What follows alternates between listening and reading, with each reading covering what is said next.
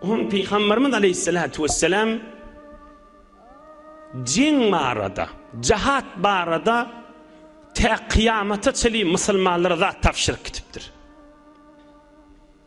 Müslümanlara cihadın içindeki yağdayı tavşiriptir.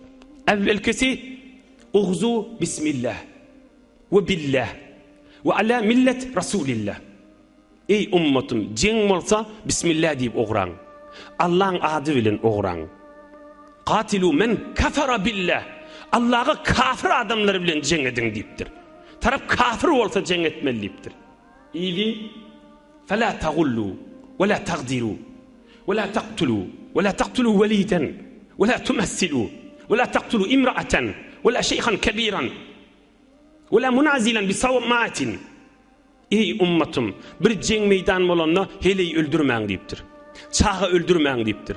Bir kafira qaharyňyz gelip kafir de bolsa agzy burun kesämeň deyiptir. Gulugyny kesämeň deyiptir. Tagyir hilqat bermeň deyiptir. Bir kafir ýurda barsaňyz, öz kafir de bolsa öz ýanyndan özi bir otoçukda ibadet etýän bolsa, ibadet batyl bolsa şonu öldürmäge ýazaňyz ýok deyiptir.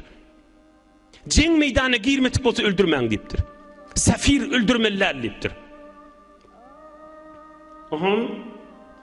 Ve izâ câe kavmen bileylin lem yagur aleyhim hatta yusbih.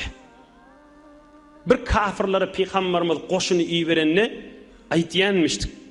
Bir wagt giýji var şu tak yetseňiz koşunna näme diýänmişdik? Bir owaga, bir şähre giýji var yetseňiz şodur şunu doflamaň. Adamla ýaty gabar pemletmeň diýänmişdik. Dan atsın meydana girin diýänmişdik sahabalarına. Kafir de olsa acaba şu mahal giyice yatıyla deyip üstüne varma deyiptir. Dan atsın meydana girin deyiptir. Evvel tarafı iman düşündürün deyiptir. Evvel Müslümançılığı düşündürün deyiptir. Ve neha eşedden nehi anit tahriq bin nar. Qatıkan akid ediptir. Adam otlamana icazanız yok. Adam heyvan otlamana icazı veren yok. Resulullah aleyhissalatu vesselam o da geçenler gördüm. Mekke-i Mükerreme feth bolanna aydypdyr, bu barada görün, tamam bolup bar ya. La tejhazanna ala jarihin, la tattabi'unna mudbiran, la taqtulunna asiran. Bir adam iyidine kaçıp barýamasa öldürmeň deyipdir. Asir tutsaňyz öldürmeň deyipdir.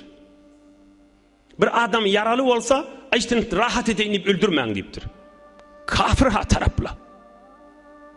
Ve ahirki şu barada biz ýazanymyz men qatala muahiden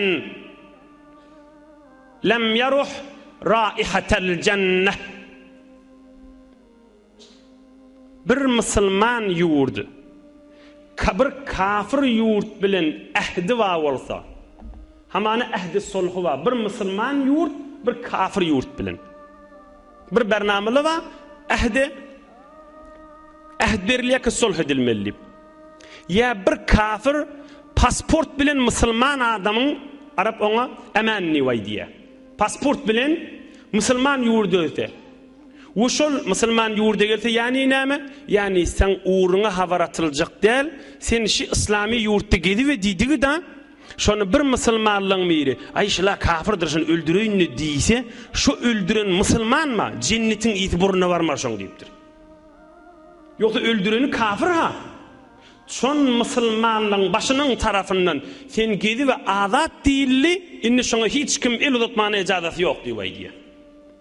İslamyň awadan kanunlary Resulullah aleyhissalatu vesselam ummati islamyny awadan bernamaň içinde, cihadyň içinde goýan bernamalar şe.